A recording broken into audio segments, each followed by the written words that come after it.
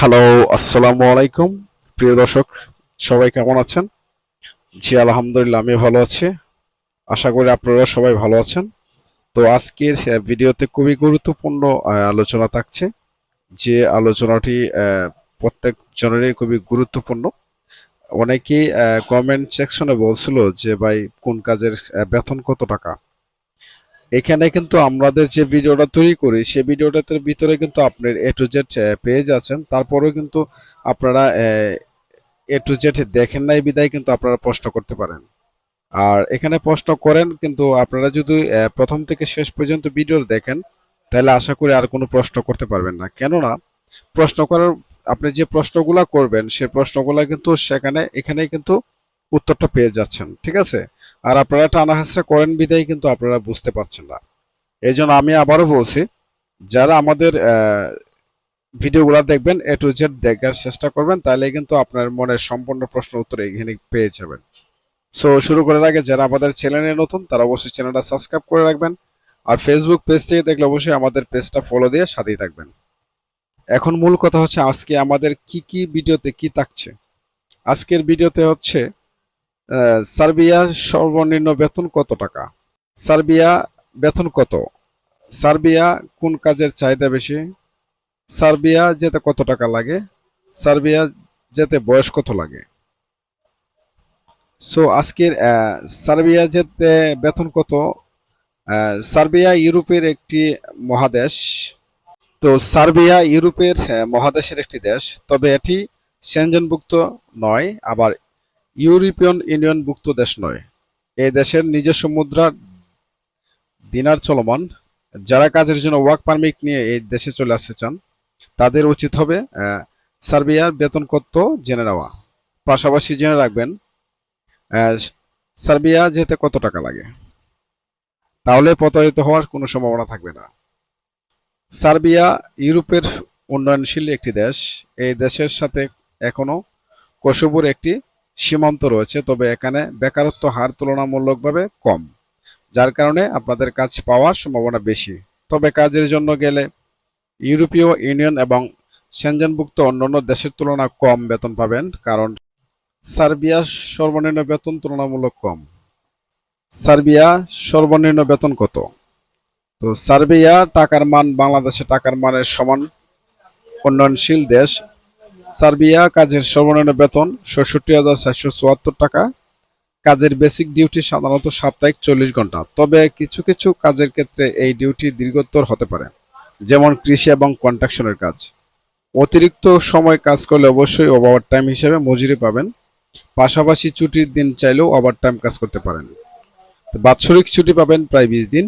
আপনি যদি কোম্পানিতে কাজ করেন তাহলে সাপ্তাহিক ২ দিন অফিসিয়াল ছুটি পাবেন। সার্বিয়া বেতন কত?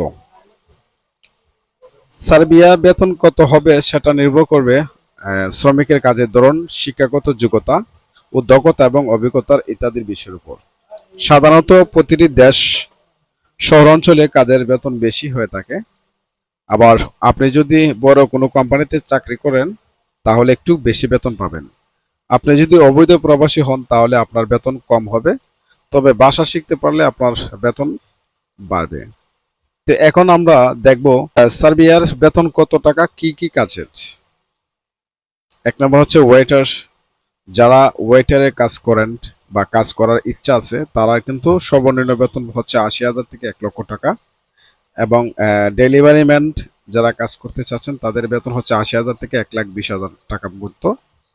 ড্রাইভিং যারা কাজ করতে চাচ্ছেন তারা ৬৫,০০০ থেকে ৮০,০০০ টাকার মতো স্যালারি পাবেন। কনস্ট্রাকশন শ্রমিক যারা কাজ করতে চাচ্ছেন তারা ৭০,০০০ থেকে ৯০,০০০ টাকার মতো বেতন পেয়ে থাকবেন। এবং ইলেকট্রিশিয়ান যারা কাজ করতে চাচ্ছেন তারা ৬৫,০০০ থেকে ৯০,০০০ টাকার মতো বেতন পাবেন। যারা প্লাম্বার চাকরি করতে চাচ্ছেন তারা ৬৫,০০০ থেকে ১,০০,০০০ টাকার মতো স্যালারি পাবেন। যারা শেফ কাজ করতে চাচ্ছেন তারা ৭০,০০০ থেকে ৯০,০০০ টাকার মতো স্যালারি পাবেন। এবং যারা কৃষিকাজ করবেন তাদের ৬৫,০০০ থেকে ৮০,০০০ টাকার মতো মাসিক স্যালারি পড়বে। কারখানার কাজ যারা করতে চাচ্ছেন তারা ৭০,০০০ থেকে ৯০,০০০ টাকার মতো মান্থলি স্যালারি পড়বে। এবং যারা অটোমোবাইল সার্ভিসিং কাজ করতে চাচ্ছেন তারা ৮০,০০০ থেকে ১,২০,০০০ টাকার মতো মাসিক বেতন পালাতে পারবেন। সার্বিয়া কোন কাজের চাহিদা বেশি? তো সার্বিয়া যাওয়ার পূর্বে অবশ্যই যে কোনো একটি কাজের দক্ষ হয়ে যাবেন, কারণ দক্ষ শ্রমিকদের এই দেশে চাহিদা রয়েছে। সার্বিয়া চাহিদা রয়েছে এমন কিছু কাজ আপনারা হলো আইটি, কনস্ট্রাকশন, উৎপাদন কারখানার কাজ, কৃষিকাজ ও স্বাস্থ্যসেবা। এগুলা কাজ কিন্তু চাহিদা অনেক বেশি রয়েছে। তো এগুলার উপরে কিন্তু আপনি বিশ্বাস লাগাতে পারেন বা কাজ শিখে। তো উপরে উল্লেখিত সবগুলা কাজের কিন্তু চাহিদা অনেক রয়েছে। উত্তর সেক্টর আবার অনেক ধরনের কাজ রয়েছে, সেগুলো আপনি শিখে ওয়ার্ক পারমিট নিয়ে দেশে আসতে পারেন। সার্বিয়া যেতে কত টাকা লাগে? তো সার্বিয়া যাওয়ার খরচ মূলত নির্ভর করে ভিসা ক্যাটাগরি এবং ভিসার মেয়াদের উপর। ট্যুরিস্ট এবং স্টুডেন্ট ভিসার তুলনায় ওয়ার্ক পারমিট ভিসার খরচ বেশি হয়ে থাকে। সার্বিয়া স্টুডেন্ট ভিসা যেতে বর্তমান আনুমানিক প্রায় 3 লক্ষ থেকে 4 লক্ষ টাকা, আর যারা ভিজিট ভিসা যেতে চান তাদের 2 লক্ষ থেকে 3 লক্ষ টাকার মতো খরচ পড়বে। সার্বিয়ার ওয়ার্ক পারমিট ভিসা পেতে বর্তমান আনুমানিক প্রায় 7 লক্ষ থেকে 9 লক্ষ টাকার মতো সরকারিভাবে সার্বিয়া যেতে পারলে খরচ অনেক কমে। তবে ভুলেও দালালের মাধ্যমে যাবেন না, কারণ অবৈধ পথে গেলে নিজের মূল্যবান জীবন হারাতে পারেন। সার্বিয়া যেতে বয়স কত লাগে? তো আপনার বয়স 18 বছর হলে সার্বিয়া ওয়ার্ক পারমিট ভিসা নিয়ে কাজের উদ্দেশ্যে যেতে পারেন। স্টুডেন্ট ভিসা নিয়ে উচ্চ শিক্ষা অর্জন করতে গেলে আপনার বয়স ন্যূনতম 18 বছর হতে হবে।